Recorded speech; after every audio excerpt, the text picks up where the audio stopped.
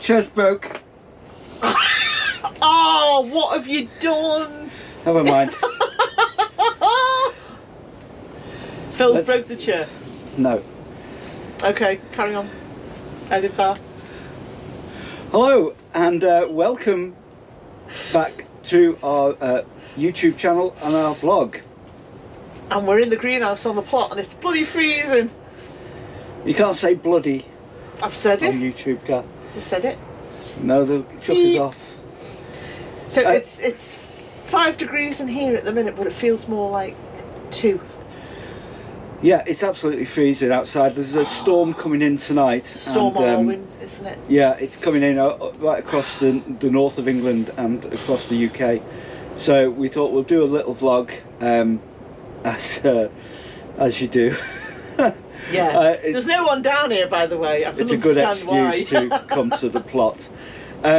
Today we're going to talk about the gardener's arch nemesis. What could that be? Well, we all know the thing that... I could think of a number of things. But... No, I know. But the thing that really upsets a lot of gardeners and puts them off gardening, I suppose. And what, the poor slug? Yeah. Oh. It doesn't... I'm sorry, my chair's broke. And you're going to fall to the ground I and hope drop I don't out, fall. It could do. Do you want to check it? No. If we lose you, we'll know what's happened. Yeah. Okay. So we're gonna try and dispel some myths about the slug, and also discuss some facts about it. It's something that we'll never, no matter what we do in gardening. I mean, we've been gardening for over 30 years, and we've never come to terms with the slug, and we've never we never conquered the slug. We can't conquer it, can we? We've been on the earth for millions of years. So no matter what gardeners do, we will always have problems and issues with slugs. And probably when all life on Earth, the slugs will still be here. Is extinct. So that's why it's good to befriend them. Yeah, slugs will always be here, and they have a vital role to do in the ecology and the ecosystem. They're not to be seen as enemies, but really they're to be seen as part of the natural world, and so we should live alongside them and try to live with them rather than angst over, you know. Well, they already have a lot of natural predators and provide a good food source, they don't do. they, for hedgehogs and frogs. Yeah. And so there are many ways of controlling birds. them. I'm just losing my track of thought there. Go on. Yeah, so there's plenty of things to eat them. We don't have to. Humans don't have to control the slug population. Why can't we eat them? Well, they eat snails in France. They but do not eat slugs. snails in France, don't they? Well, they are supposed to be high in protein. Yeah, no, but they're very slippery. They're like little jelly babies. I wouldn't want to try and eat them. I think people have probably tried to eat them in the past, have they? Well, if you had no food, you'd have to. You have, yeah. Wouldn't you? Now, when I was researching this morning, I came across this little booklet. That one. And how old is that, Phil? It dates from the early 90s. 1990s. It's way out of date, that. It's way out of date, but it was produced by a company that produces slug pellets. No. There you go. And Don't use slug pellets. So it's interesting, yeah, but it was still interesting to look through it because it was trying to justify the use of slug pellets. And back in 1994. In here they were saying about why slug pellets, a lot of them, the manufacturers produced them and they were blue. And apparently they put blue dye in the slug pellets because that was supposed to be a deterrent to wildlife.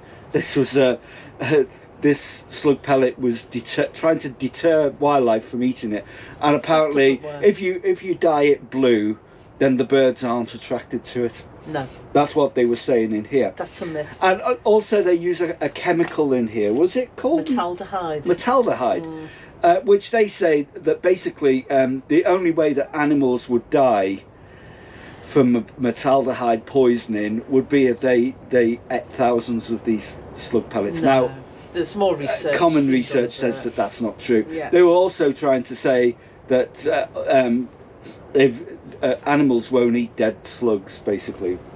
Like, you know, things like your hedgehogs. Yeah, but there would be nothing for than a bird to attach itself and bite into a slug with one of those pellets or a number of those pellets on it. Now, that's a very good reason not to use slug pellets. Never because use them. using slug pellets or using anything that kills slugs is actually denying a food source to another animal up the food chain. Exactly. So if you, like your birds and your frogs. If you think about frogs eat 25% of their diet. Quarter of their diet, is based around slugs. So you know, if you've got a small pond on your plot, and you've got it's a little dunnock. There's a little dunnock just outside the greenhouse. Yeah, so I'll edit that bit out because that's actually a robin. Oh, it is a robin. Yeah. It's a female robin then. Yeah, it is female robin. So if you actually have a small pond on your plot, then you're actually not taking it very seriously, are you? Oh, no. We have a pond. We have two. No, well, you're gonna attract flogs. People don't know.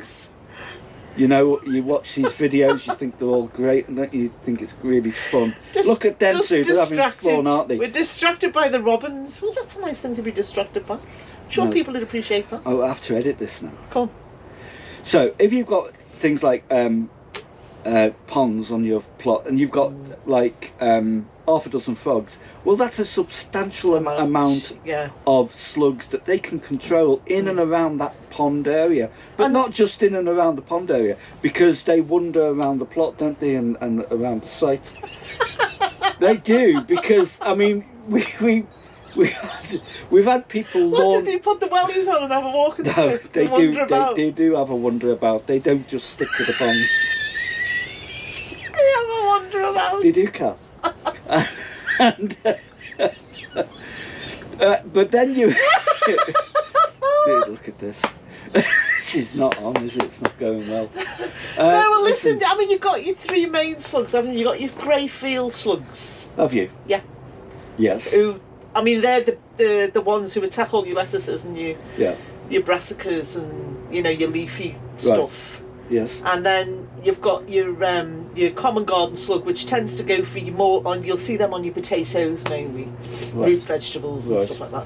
And then you've got the ones that get to about 8 inches long. The big black long slugs. That you get. Now they do the least damage because they only sort of damage seedlings in the spring.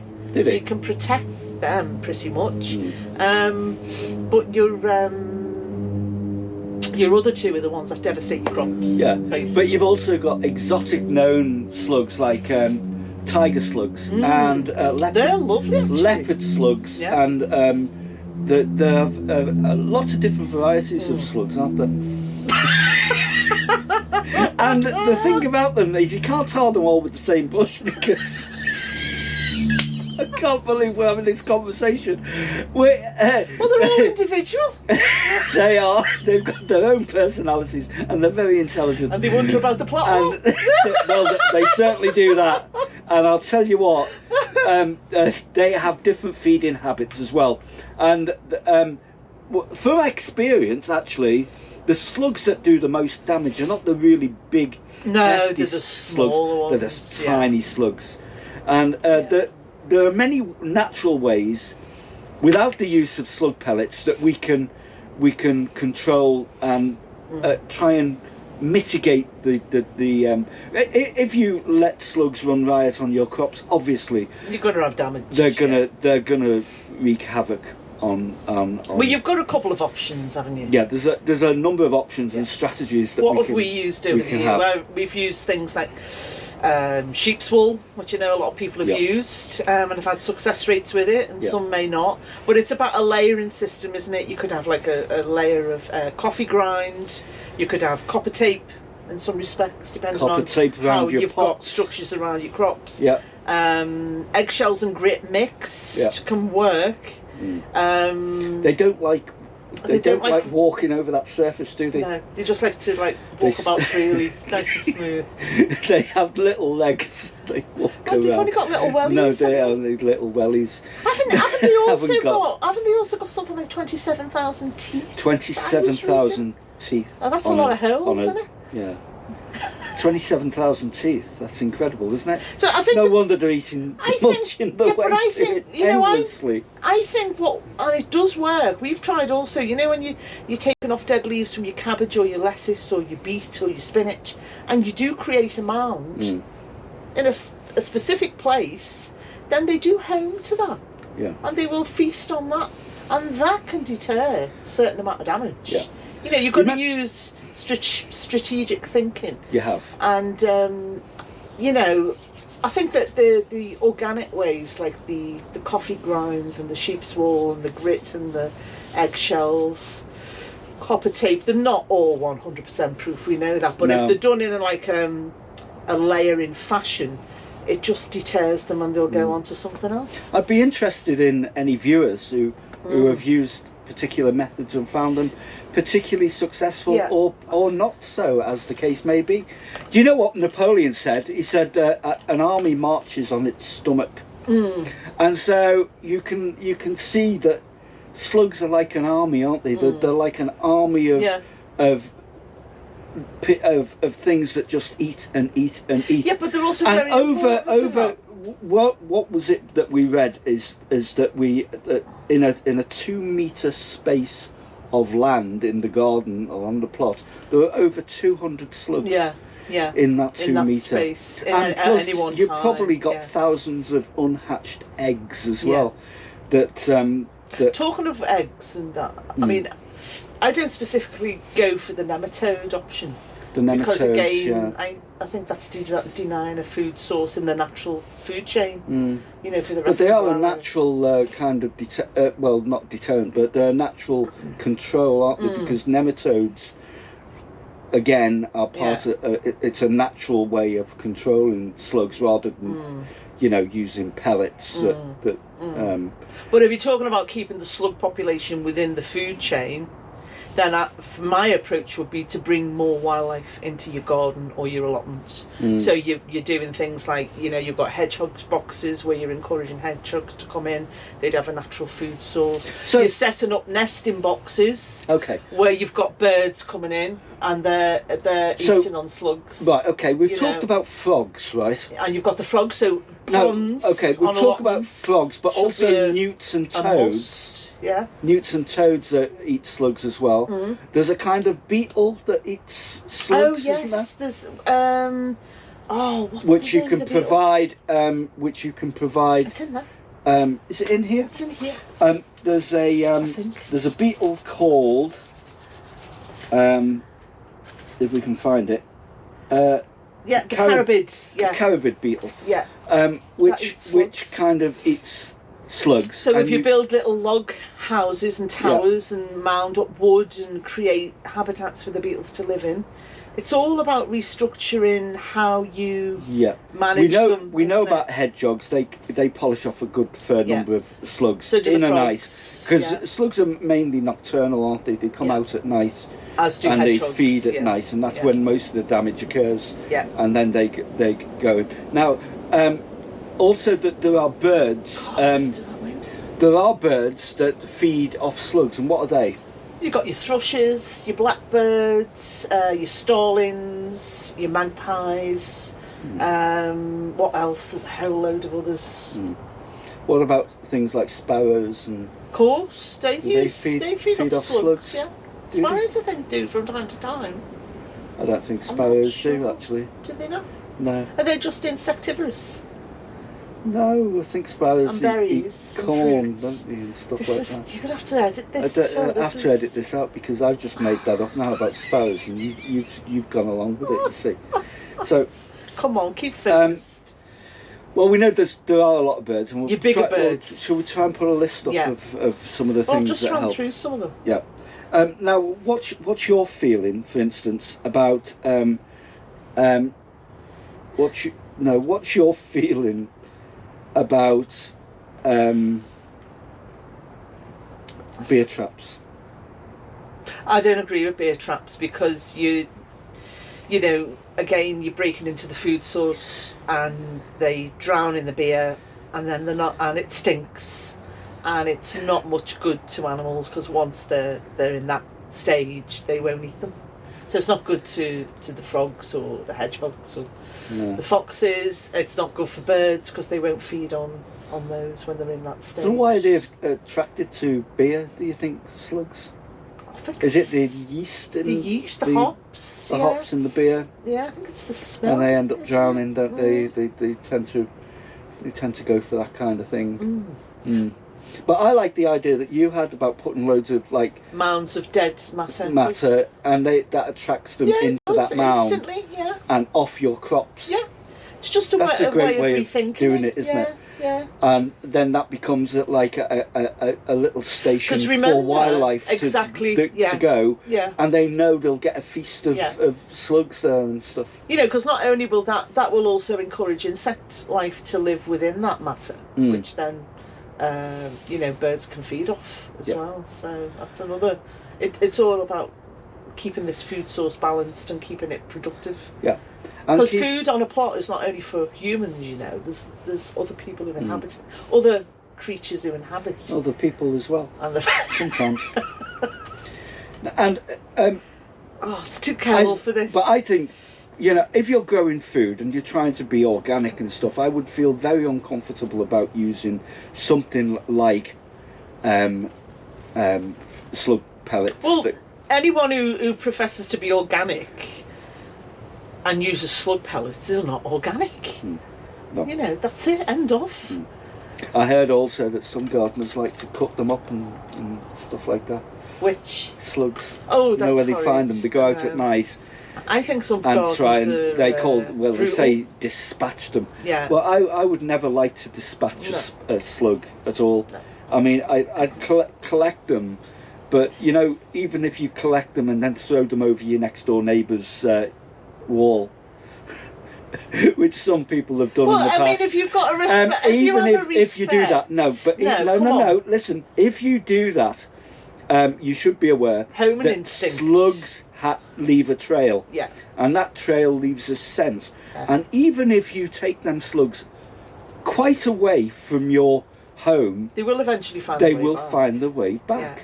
Yeah. And that is the truth of the matter. We underestimate them. And it has been reported that slugs have been taken up from the northwest of England right the way down to London, and they found their way back up the M6 to the very home that they came from. Have you got statistical evidence to prove that? No, I made that up.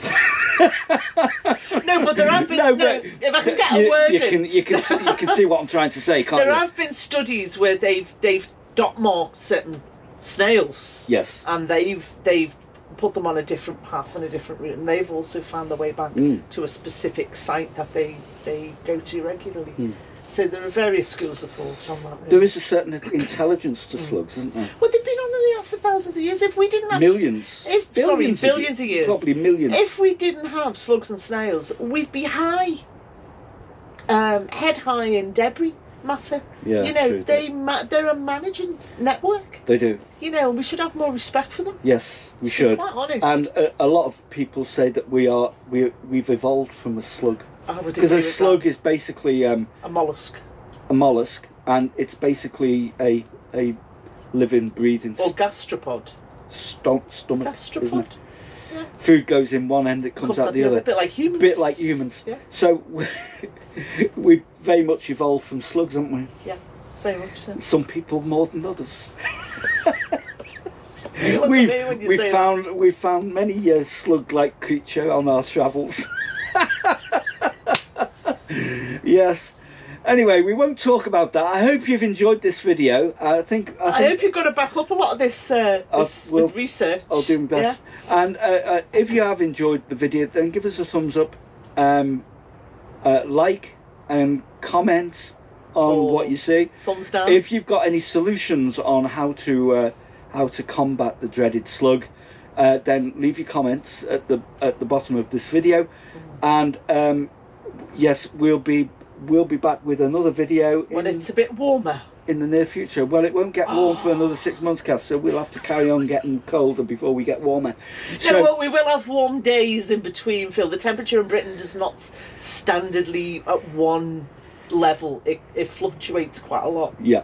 You'll see us back in December, where we'll be talking about the plot over winter, because it's a busy time of the year, winter, and it's not something you don't stop. We've got a lot working, to do over winter. And we try and cram in as much as we can, and it makes our summer periods much more productive. So that's it. So thanks for watching. From me, from him, good night. Bye bye.